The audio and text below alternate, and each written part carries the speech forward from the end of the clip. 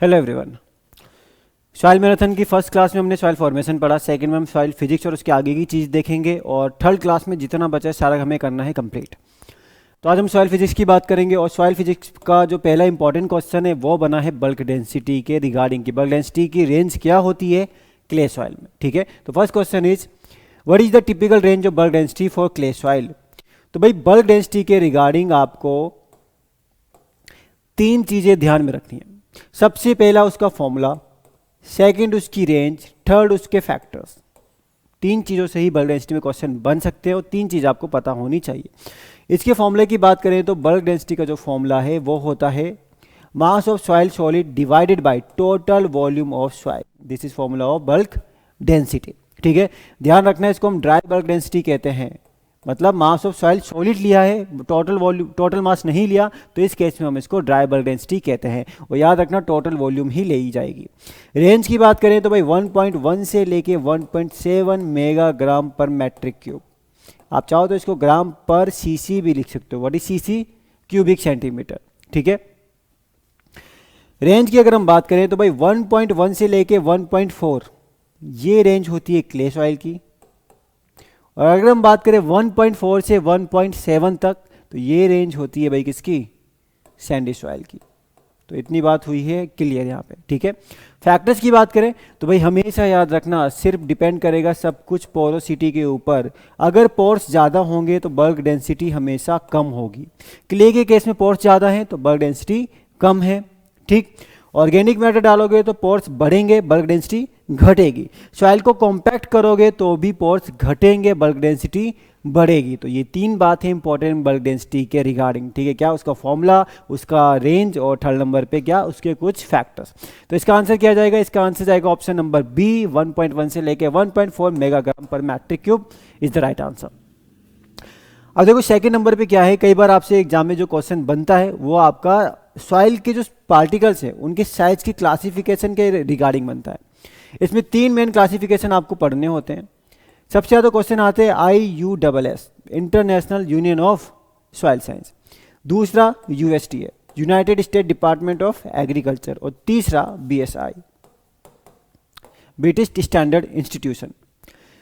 ये आपका सबसे इंपॉर्टेंट है, जो मोस्ट फ्रिक्वेंटली क्वेश्चन आते हैं। थोड़ा सा उनको अगर पेपर का लेवल हल्का सा बढ़ाना हो USDA की तरफ चले जाएंगे, और अगर और ज़्यादा लेवल करना हो तो वो फिर BSI की तरफ जा सकते हैं, ठीक है। पर सबसे इंपॉर्टेंट जो है, जो जनरली पूछता है वो IUSS से पूछ लेता है, ठीक है। यहाँ हमने जो पूछा है वो USDA का पूछा है। क्या पूछा है भाई? USDA में फाइन सैंड का साइज कितना होगा? तो USDA में जो फाइन सैंड का साइज है वो होता है 0.25 से लेके 0.1 मिलीमीटर, ठीक है। तो एक बार नज़र मार लेते जल्दी से इनके ऊपर।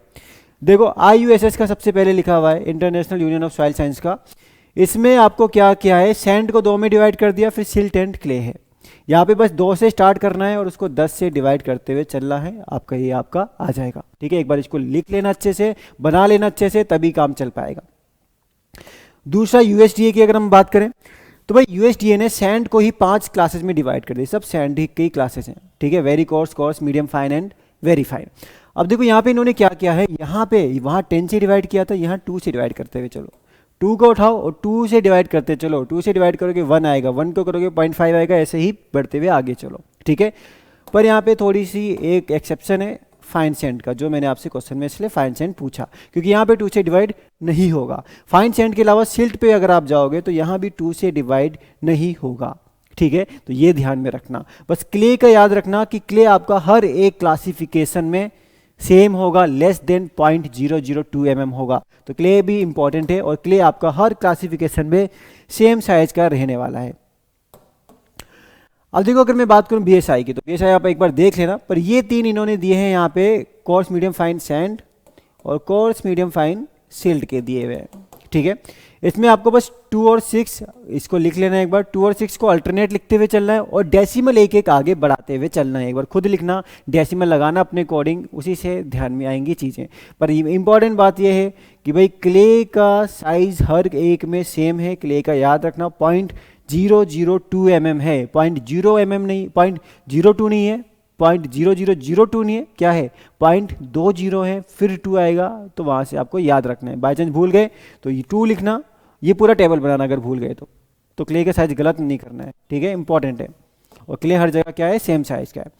अगला क्वेश्चन है भाई कि वाइड रेशियो, वाइड रेशियो क्या होता है कह रहा है, तो भाई बताओ जल्दी से वाइड रेशियो क्या होता है, ऑप्शन पढ़ लो एक बार। Volume of air divided by total volume of soil, volume of water divided by total volume of soil, volume of pores divided by total volume of soil solid, volume of soil solid divided by total volume of soil, है ना। बड़े खिचपिच से option दिख रहे हैं, पता है तो पता है, नहीं पता तो नहीं पता। दो टर्म होते हैं, एक को हम कहेंगे पोरोसिटी, एक को हम कहते हैं वाइड रेशियो। पोरोसिटी मतलब कि सॉइल की टोटल वॉल्यूम में कितने पोर्स प्रेजेंट हैं, ठीक है, क्या कहा, सॉइल की टोटल वॉल्यूम में कितने पोर्स प्रेजेंट है, that is porosity. VF is pores की volume divided by total volume of soil, इसको हम कहते हैं पोरोसिटी कहते हैं। 30 से 60% जनरली सॉइल में पोरोसिटी होती है। Now what is void ratio, देखो भाई पोरोसिटी का जो टोटल वॉल्यूम है ये चेंज हो सकता है। मतलब अगर मान लो ब्लैक सॉइल है, ब्लैक सॉइल क्या करता है, स्वेल करता है, श्रिंक करता है, तो वॉल्यूम में चेंजेस आते हैं, ठीक है। इसलिए इंजीनियर्स ने क्या किया, इंजीनियर्स को एक ऐसी यूनिट, एक ऐसा टर्म चाहिए जो आपका सॉइल की वॉल्यूम के साथ चेंज ना हो, तो इन्होंने वीटी को चेंज करके सॉइल सॉल्यूट की वॉल्यूम ले ली, और इसको हम इंजीनियरिंग पर्पज के लिए ही यूज करते हैं, ठीक है। तो जो वाइड रेशियो वो क्या है आपका, volume of pores divided by total volume of soil solid, जो है यहाँ पे राइट आंसर जाएगा। तो पोरोसिटी क्या है, वाइड रेशियो क्या है, ये सब आपको पता होना चाहिए, ठीक है। तो अगर ये पता है तो नेक्स्ट क्वेश्चन में आ जाओ। देखो एक चीज़ और है, कई सारी चीज़ें हैं, जैसे मैं बल्क डेंसिटी बात करूँ, पार्टिकल डेंसिटी बात करूँ, ठीक है, या फिर ये पोरोसिटी वगैरह बात करूँ, ये सारे मैंने एक पर्टिकुलर सेशन लगाया हुआ है, वहाँ पे एक्सप्लेन किए हुए हैं। तो यहाँ पे मैं आधा घंटा थोड़ी इसमें लगाऊंगा, वो सेशन का मैं डिस्क्रिप्शन में डाल सकता हूँ। जिसने वो कॉन्सेप्ट क्लियर नहीं है, एक बार उस वीडियो को लगाओ और अपने ये कॉन्सेप्ट को भी वहाँ से क्लियर कर सकते हो आप, ठीक है। चलो आ जाओ फिर इस क्वेश्चन के साथ, what type of soil structure is commonly observed in salt affected and sodic soil. देखो क्वेश्चन के लेवल बनाने में कोई दिक्कत नहीं है, कितना टफ बनाना बना दो, ठीक है, but these are one of the most important question, जो बहुत ज़्यादा इंपॉर्टेंट होते हैं एग्जाम में, या फ्रिक्वेंटली एग्जाम में आते ही आते हैं। आप ये वाला क्वेश्चन भी देखो, फ्रिक्वेंटली पूछता है, ठीक है। तो भाई सॉइल स्ट्रक्चर का एक टेबल डाला है, और सॉइल स्ट्रक्चर के जो क्वेश्चन है वो सारे टेबल से आ जाते हैं, ठीक है। बट अगर मैं इनकी लोकेशन के हिसाब से आपको बताऊँ कि इनकी लोकेशन कौन सा सॉइल स्ट्रक्चर कहाँ मिलेगा, तो भाई एक होता है प्लेटी, एक को हम बोलते हैं प्रिज्मेटिक या कोल्यूमिनर, एक को हम बोलते हैं ब्लॉकी, और एक को हम बोलेंगे स्पिरोइडल। लोकेशन बताता हूँ मैं आपको इनकी। प्लेटी जनरली आपको फॉरेस्ट में ए होराइजन में देखने को मिल जाता है, फॉरेस्ट वगैरह में ए होराइजन में देखने को मिल जाता है, पर ये आपसे थोड़ा कम पूछते हैं, ठीक है। और कई बार जब फील्ड में बड़ी सी मशीन या हैवी मशीनरी चल जाती है, तो उसकी वजह से भी सॉइल स्ट्रक्चर कॉम्पैक्ट होता है, प्लेट जैसा बनता है, उसको भी हम प्लेटी कह देते हैं। प्रिज्मेटिक या कोल्यूमिनर की बात करूँ तो ये आपको बी होराइजन में मिलता है, एरिड रीजन के, इंपॉर्टेंट। ब्लॉकी की बात करूं, ये भी आपको बी होराइजन में मिलता है, बट ह्यूमिड रीजन के, इंपॉर्टेंट। सॉइल स्ट्रक्चर वाली डिस्क्रिप्शन में वो भी लिंक डालता हूं मैं। स्प्राइडल की बात करूं तो ये आपको जनरली ग्रास लैंड में देखने को मिलता है, वेरी इंपॉर्टेंट, ग्रास लैंड के ए होराइजन में। इसी में आपके ग्रैन्युलर और क्रम टाइप सॉइल स्ट्रक्चर आते हैं, जो सबसे बढ़िया सॉइल स्ट्रक्चर माने जाते हैं, ठीक है। एरिड रीजन में ही तो आपको भाई सैलाइन और सोडिक सॉइल देखने को मिलता है।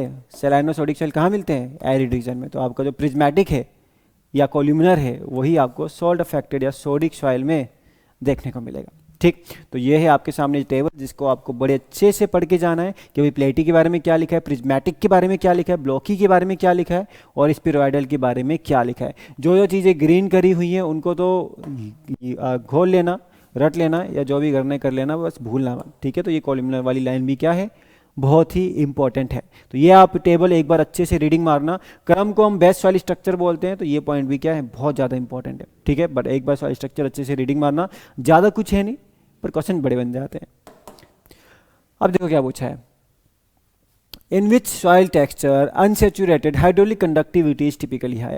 कह रहे कि भाई कौन सा सॉइल टेक्सचर है जिसमें हाइड्रोलिक कंडक्टिविटी जो है ज़्यादा होगी। तो भाई एक पूरा टेबल होता है, उस टेबल में आपका सब कुछ मेंशन है कि पोर्स किस में ज़्यादा, पोर्स किस में कम, हाइड्रोलिक कंडक्टिविटी किस में ज़्यादा, हाइड्रोलिक कंडक्टिविटी किस में कम, इनफिल्ट्रेशन किस में ज़्यादा, इनफिल्ट्रेशन किस में कम, ठीक है। पर थोड़ा लॉजिक लगाओगे तो वो टेबल याद करना आसान होता है ना, रट्टा नहीं मारना पड़ता। तो क्या कह रहे हैं, हाइड्रोलिक कंडक्टिविटी की बात कर रहे हैं। तो भाई हाइड्रोलिक कंडक्टिविटी को हमेशा पोर्स से जोड़ा करो। किससे जोड़ना है, पोर्स से जोड़ना है। जहाँ ज़्यादा पोर्स होंगे पोर्स मतलब पार्टिकल के बीच में स्पेस। पोर्स क्या है? पार्टिकल के बीच का स्पेस को ही हम पोर्स कहते हैं। अगर पोर्स के बीच में स्पेस ज़्यादा होंगे तो भाई वाटर ज़्यादा आसानी से फ्लो करेगा, हाइड्रोलिक कंडक्टिविटी ज़्यादा होगी। ठीक है, तो आपका क्ले के केस में क्या है भाई? क्ले के केस में यहाँ पे क्या होगा? आपकी पोरोसिटी ज़्यादा है क्ले के केस में। अगर पोर्स ज़्यादा है तो वाटर इजीली फ्लो करेगा, और वाटर इजीली फ्लो करेगा तो उसकी हाइड्रोलिक कंडक्टिविटी ज़्यादा होगी। बट एक चीज़ ध्यान में रखना, this is only for unsaturated hydraulic conductivity, जब सारे के सारे पोर्स वाटर से नहीं फिल हैं। अगर सैचुरेटेड हाइड्रोलिक कंडक्टिव मेंशन कर दिया तो आपका आंसर क्ले नहीं जाएगा, तब आपका आंसर सैंड जाएगा अगर सैचुरेटेड लिखा होता। क्यों? क्योंकि भाई सैचुरेटेड कंडीशन में जो पोर्स की कनेक्टिविटी है वो सैंड के केस में ज़्यादा अच्छी होती है। पोर्स जो है ज़्यादा अच्छे से कनेक्ट होते हैं आपस में, वो ज़्यादा अच्छे से वाटर फ्लो कर जाता है सिर्फ सैचुरेटेड कंडीशन में।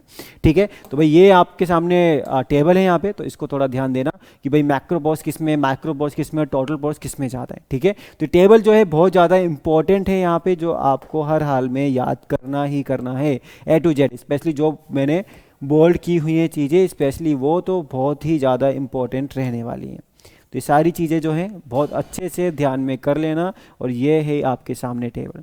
ठीक है, चलो भाई आ जाओ फिर नेक्स्ट क्वेश्चन के ऊपर। At what consistency should tillage be done? पूछ रहे भाई सॉइल कंसिस्टेंसी के रिगार्डिंग क्वेश्चन आ गया ना, इंपॉर्टेंट टॉपिक है कंसिस्टेंसी भी। देखो कंसिस्टेंसी का मतलब है कि अलग अलग मॉइस्चर लेवल पे सॉइल का बिहेवियर कैसा है। मॉइस्चर अगर बहुत कम होगा तो सॉइल हार्ड होगा।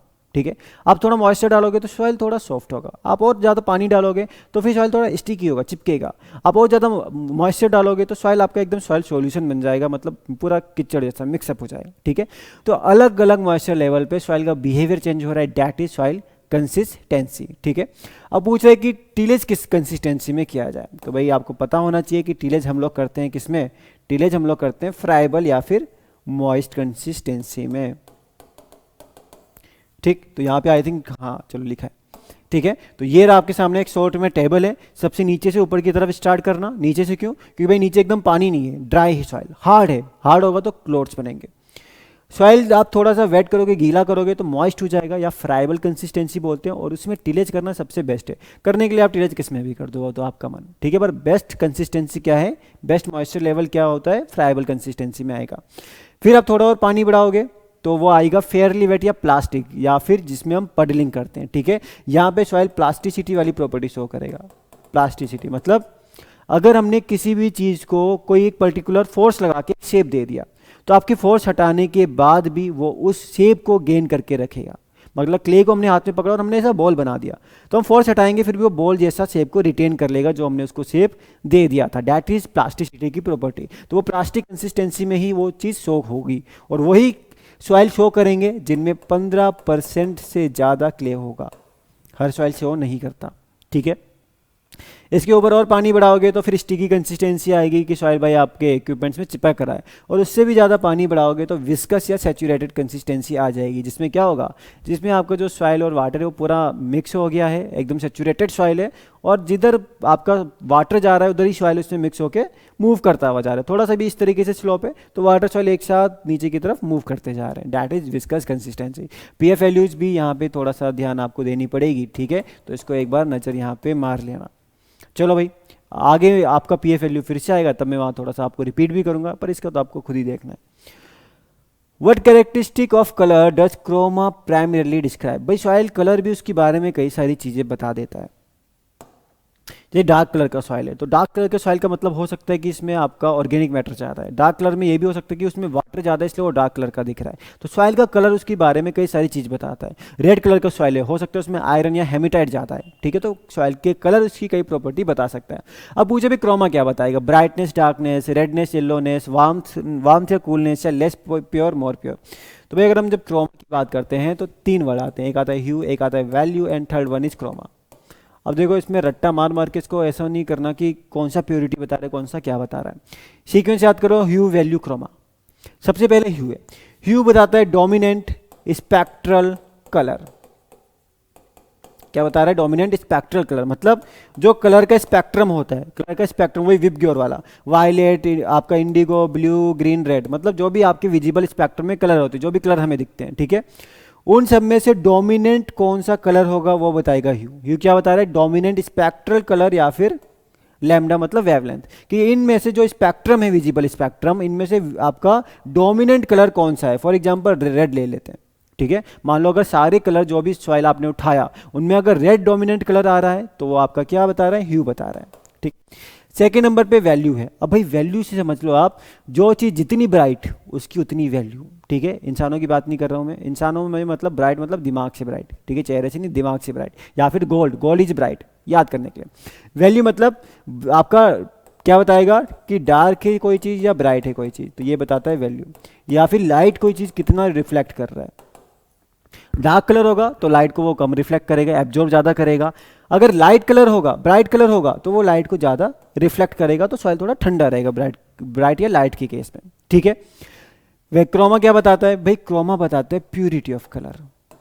क्रोमा क्या बताएगा, प्यूरिटी बताएगा। ह्यू ने क्या बताया, ह्यू ने बताया कि भाई कौन सा कलर डोमिनेंट है, मतलब ये ह्यू ने बताया डोमिनेंट कौन सा है, डोमिनेंट मतलब रेड डोमिनेंट है। इसका मतलब कि इसमें ग्रे भी था, इसमें ब्लैक भी था, ठीक है, इसमें दो तीन और भी कलर थे, ऑरेंज भी था, ठीक है। पर ह्यू ने बोला कि रेड डोमिनेंट है, ठीक है। ह्यू ने सिर्फ बोला कि रेड डोमिनेंट है। रेड कितना प्योर है वो बताएगा क्रोमा, प्योरिटी कौन बताएगा, क्रोमा बताएगा। या फिर स्ट्रेंथ या इंटेंसिटी, स्ट्रेंथ या intensity of dominant spectral colour, ये कौन बताएगा, ये बताएगा क्रोमा, कि भाई जो रेड है वो एक्चुअल में कितना रेड है। ग्रे और ब्लैक वगैरह हटा दो तो उसकी इंटेंसिटी क्या है, उसकी स्ट्रेंथ क्या है, वो बताएगा कौन, वो आपको बताने वाला है क्रोमा, बताने वाला है। तो यहाँ पे जो क्रोमा का आंसर जाएगा ह्यू वैल्यू क्रोमा। तो क्रोमा बताएगा कि भाई आपका जो कलर है वो लेस प्योर है, आपका नहीं सॉइल का जो लेस प्योर है या फिर मोर प्योर है, ठीक है। तो यहाँ पे भाई चीज़ें लिखी हुई हैं, एक बार इसको पढ़ो, इनकी वैल्यूज भी याद रखना, ठीक है। कौन क्या बता रहा है ये आपको अब अच्छे से पता है, ठीक है। चलो, तो ये रहा आपके सामने टेबल। अब आ जाओ वापस से नेक्स्ट टॉपिक के ऊपर। Ground water recharge primarily occur through which zone in the ground, कह रहे कि भाई ग्राउंड वाटर रिचार्ज जो है वो सॉइल में कौन से जोन के थ्रू होता है। देखो, मैं करने के लिए तो मेरा सॉइल का एक सिंगल क्लास में मैराथन करने का मन था, वो भले 2.5-3 घंटे की क्लास होती ज़्यादा से ज़्यादा, ठीक है, 3 घंटे में कर देता हूँ सॉइल, ठीक है, या उससे कम में भी हो सकता था। बट वही बात है कि उसके लिए वो तबीयत, वो एनर्जी भी चाहिए ना, अभी इसको आने में थोड़ा सा टाइम लग रहा है, इसलिए मैं फिर थोड़ा सा सेशन वाइज मैंने इसको किया है, ठीक है। तो आज इतना होता है उतना करेंगे, नेक्स्ट में तो हम लोग को करना ही है कंप्लीट, ठीक है, कैसे भी करेंगे। तो ground water recharge primarily occurs through which zone in the ground. भाई सॉइल की जो प्रोफाइल है इसको 3 जोन में डिवाइड किया हुआ है। पहली वाले को हम बोलते हैं सॉइल वाटर जोन, क्या बोलेंगे, सॉइल वाटर या फिर root zone, soil water zone, या फिर इसको रूट जोन भी कहते हैं। रूट जोन मतलब अगर ये प्लांट है तो जहाँ तक प्लांट की रूट आ रही है वहाँ तक आपका ये रूट जोन होगा, ठीक है, ये फर्स्ट जोन हो गया। इसके बाद एक बड़ा सा जोन होता है ये, this is known as unsaturated zone, इसको हम बोलते हैं अनसेचुरेटेड जोन है। ये यहाँ पे अभी पानी नहीं भरा हुआ है, क्या है, अनसेचुरेटेड जोन है। और इस जोन के नीचे आता है ग्राउंड वाटर, ठीक है। तो ग्राउंड वाटर कोई अलग जोन नहीं है, पर ग्राउंड वाटर की जो ऊपर की सॉइल है वो थोड़ी सी गीली होगी, क्योंकि भाई नीचे पानी है तो ऊपर सॉइल जो है थोड़ा सा गीली होगी। क्यों गीली होगी, क्योंकि सॉइल में छोटे छोटे कैपिलरीज होते हैं और ये कैपिलरी से पानी थोड़ा ऊपर चढ़ जाएगा। आप जब भी सॉइल को, मिट्टी को पानी में डालोगे तो नीचे से गीला होने लगेगा, क्यों, क्योंकि जो वाटर है वो कैपिलरी से ऊपर की तरफ मूव करने लगता है, ठीक है। इसको हम बोलते हैं थर्ड जोन या फिर capillary fringe zone, capillary fringe zone. तो भाई 3 जोन हो गए, सॉइल वाटर जोन या रूट जोन, दूसरा अनसेचुरेटेड जोन, तीसरा कैपिलरी फ्रिंज जोन जो कि सेचुरेटेड होगा, पानी भर गया ना पोर्स में, तो ये क्या है, सेचुरेटेड है। और जो आपका अनसेचुरेटेड जोन है इसको हम बोलते हैं vadose zone, which is one of the most important zone in soil profile. क्यों इंपॉर्टेंट है, क्योंकि भाई जब भी बारिश होगी तो पानी आपका इधर आया बारिश से, रेनफॉल से, उसके बाद ये जो अनसेचुरेटेड जोन है पूरा वाटर यहाँ से मूव करके ही ग्राउंड वाटर तक जाएगा। तो ये जो बीच में बड़ा सा अनसेचुरेटेड जोन है जिसको हम वेडूज जोन कह रहे हैं, that is responsible for recharging of ground water, ठीक है। तो ये आपका क्या है, ग्राउंड वाटर अनसेचुरेटेड जोन होता है। तो ground water recharge primarily occurs through which zone, unsaturated zone कौन सा, वेडूज जोन। चलो आ जाओ नेक्स्ट क्वेश्चन के ऊपर, ठीक है भाई, क्या कह रहे हैं next question, what is the primary direction of water movement associated with percolation. भाई 3 टर्म्स हैं यहाँ पे, है ना, परेशान कर दें 3 टर्म्स ने हमें। कौन कौन से 3 टर्म्स हैं, एक होता है इन्फिल्ट्रेशन,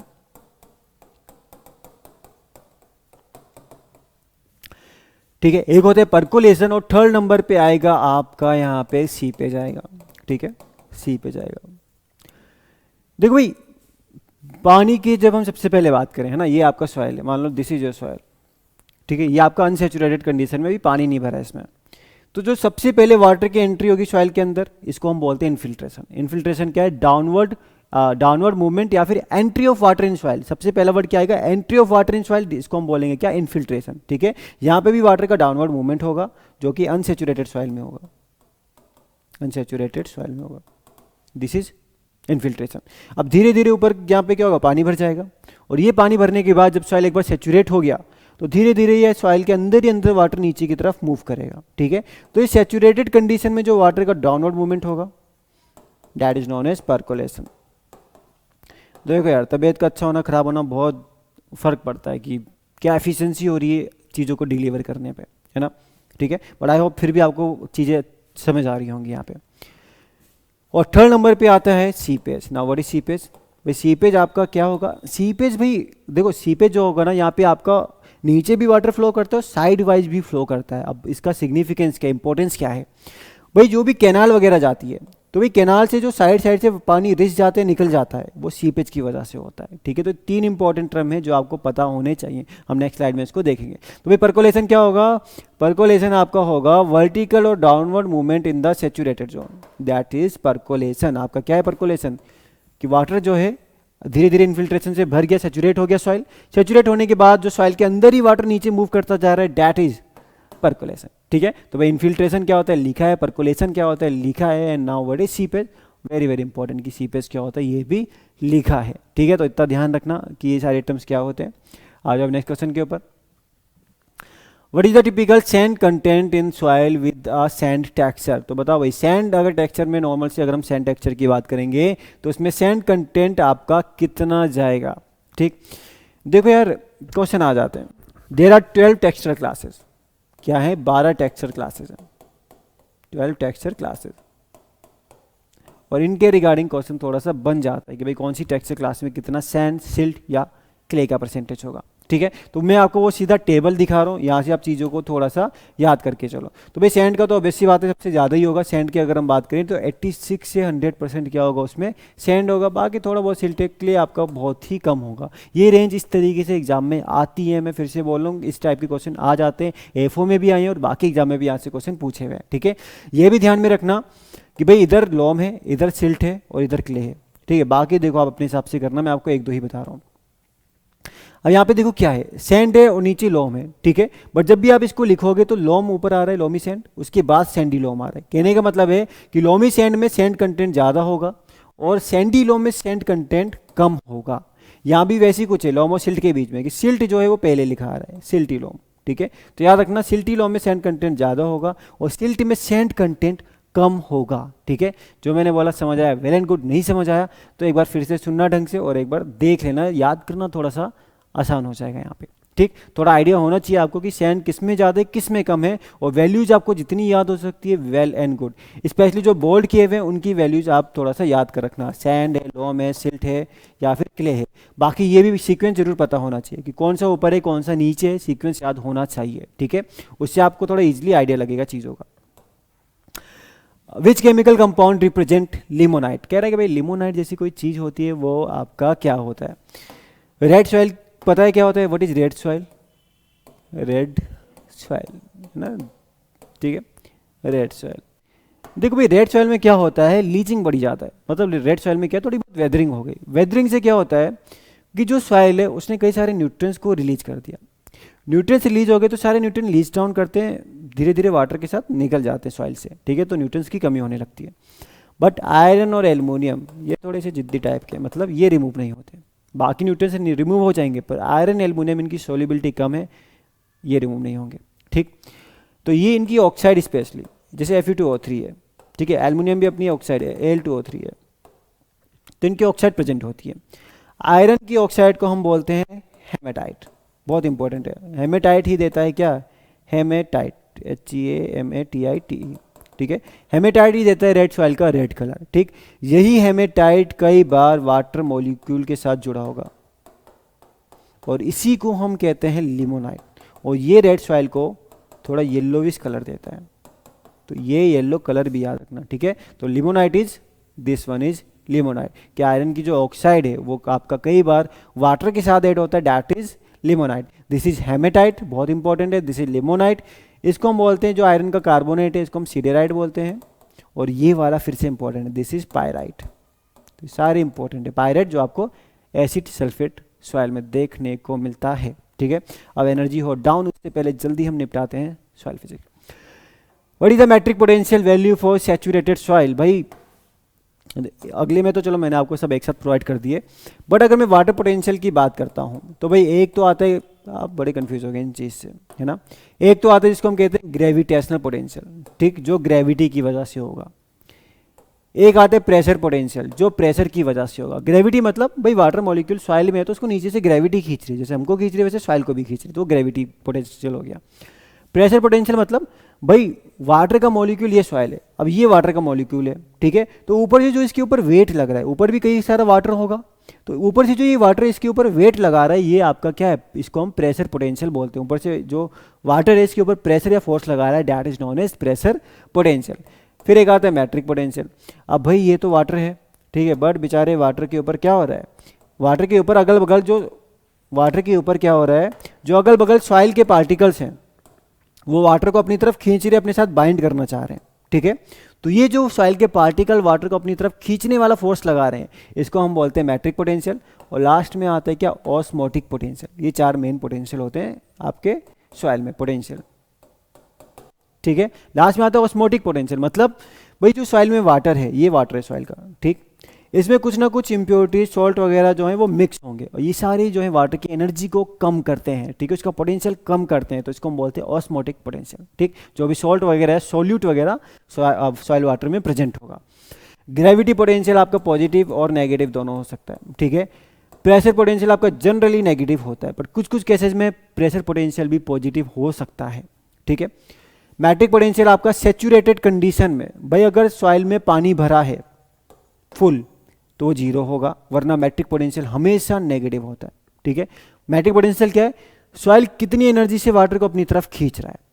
अगर पूरा सॉइल सेचुरेटेड है, पानी ऑलरेडी भरा है, तो भाई सॉइल फिर वाटर को अपनी तरफ खींचने की जरूरत नहीं है, क्योंकि वाटर इतना सफिशिएंट है, तो उस केस में ये जीरो होता है, वरना ये हमेशा नेगेटिव होगा। और ऑस्मोटिक पोटेंशियल याद रखना, क्वेश्चन आ जाता है कि इट इज़ ऑलवेज नेगेटिव। अगर सॉइल में वाटर में कुछ भी मिक्स है तो वो आपका इम्प्योर है, उसकी एनर्जी घट चुकी है, हमेशा नेगेटिव में जाएगा ऑस्मोटिक पोटेंशियल। तो ये होते हैं आपके पोटेंशियल अलग अलग, और इनके साइन जो है आपको ध्यान में रखने हैं। तो जीरो जो है इसका राइट आंसर जाएगा, पता था तो वेल एंड गुड। अच्छा चलो, वो मैंने लिखा हो ना लिखा हो, पर मैंने लिख के बता दिया कि किसका साइन क्या होगा, और साइन के रिगार्डिंग क्वेश्चन आ जाता है। चलो, what is the PF value typically associated with the permanent wilting point? तो भाई देखो, ये आपके सॉइल मॉइस्चर कांस्टेंट है कि भाई फील्ड कैपेसिटी क्या है, अवेलेबल वाटर क्या है, परमानेंट विल्टिंग पॉइंट क्या है, हाइग्रोस्कोपिक कोफिशिएंट क्या है, और पूछ क्या रहा है, आप पीएफ वैल्यू पूछ रहे हैं। पीएफ का मतलब आप वही समझो जो मैं आपको मैट्रिक पोटेंशियल बता रहा था। पीएफ का मतलब कि सॉइल कितनी एनर्जी से वाटर को अपने साथ बाइंड करना चाह रहा है, उसी को आप अभी पीएफ समझ सकते हो, ठीक है। तो अगर आपसे पूछ ले कि भाई परमानेंट विल्टिंग पॉइंट का पीएफ कितना होगा, तो आपको पता होना चाहिए कि लगभग फील्ड कैपेसिटी में 2.5 के आसपास होता है, पीडब्ल्यूपी में आपका 4.2 होता है, और हाइग्रोस्कोपिक कोफिशिएंट में 4.5 के अराउंड होता है। तो सी ऑप्शन जो है यहाँ पे करेक्ट आंसर जाएगा, ठीक है। ठीक है, तो भाई यहाँ पे देख लो, यहाँ पे मेंशन किया हुआ है कि भाई ग्रेविटेशनल है, फील्ड कैपेसिटी है, पीडब्ल्यूपी है, हाइग्रोस्कोपिक है, एयर ड्राई है, सारी चीज़ें यहाँ पे मेंशन करी हुई है, ठीक है।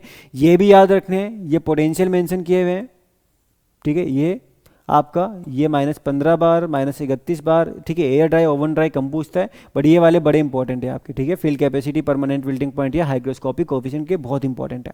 उसके अलावा पीएफ वैल्यू भी ध्यान में रखनी है। फील्ड कैपेसिटी का 2.5 है, हाइग्रोस्कोपिक इसका 4.2 है, और हाइग्रोस्कोपिक का 4.5 है। एफओ में क्वेश्चन पीएफ वैल्यू यहाँ से पूछा हुआ भी है, याद करना एक बार। पीएफ वैल्यू आसानी है, 2.5 लोग लेके चलो, 2.5, 4.2, 4.5 हो गया, ठीक है। तो इसको थोड़ा सा ध्यान में रखना।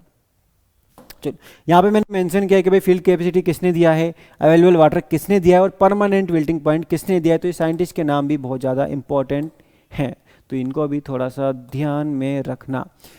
ये मैं आज का लास्ट क्वेश्चन रख रहा हूँ, ठीक है, क्योंकि भाई एनर्जी नहीं होगी तो वो इफेक्टिवनेस नहीं आती चीज़ों को डिलीवर करने में, ठीक है। तो थोड़ा सा बढ़िया होके आते हैं, फिर सॉइल साइंस को निपटाते हैं, ठीक है। बढ़िया वाला क्वेश्चन तो आप मुझे बता ही सकते हो। क्यों बता सकते हो, अभी तो बताया मैंने आपको पोटेंशियल की सारी कहानी कि क्या है ग्रेविटेशनल, क्या है प्रेशर पोटेंशियल, क्या है आपका मैट्रिक पोटेंशियल, क्या है आपका ऑस्मोटिक पोटेंशियल। तो मैंने बोला कि अगर सॉइल में कुछ भी मिला है सॉइल के वाटर में तो आपका वो हमेशा पोटेंशियल नेगेटिव जाएगा, ठीक है। और सॉइल में कुछ भी मिला है सॉइल के वाटर में तो उसी को हम कहते हैं क्या, ऑस्मोटिक पोटेंशियल। तो it is always and always negative, ठीक है। तो ये बात रखना हमेशा ध्यान में, ठीक है। तो आज के लिए मैं इतना ही रख रहा हूँ। कोशिश थी मेरी कि आज सॉइल फिजिक्स और मिनरल न्यूट्रिशन भी कर दूं, बट कोई बात नहीं, एक सेशन इसके बाद और लगाएंगे जिसमें आपका मान लो प्रॉपर मैराथन होगा, ठीक है। अभी आपका सॉइल जो मैं कहूँ तो आपका 30-35% के आसपास ही हुआ है, बाकी जो 60-65% बचा है वो हम लोग एक क्लास में कंप्लीट करने वाले हैं। पर आप तब तक ये सॉइल फॉर्मेशन और सॉइल फिजिक्स में जितना पढ़ा इसको एक बार प्रॉपर रिविजन करो। कई सारी चीज़ें हैं, अब मैं जल्दी के चक्कर में चीज़ों को स्किप नहीं करना चाहता, ठीक है। तो आप इसको एक बार ढंग से जो है सेशंस को लगाओ। Thank you so much. यहीं से मैं आगे आपका कंटिन्यू करूंगा और पूरा हम उसको निपटाएंगे। Thank you.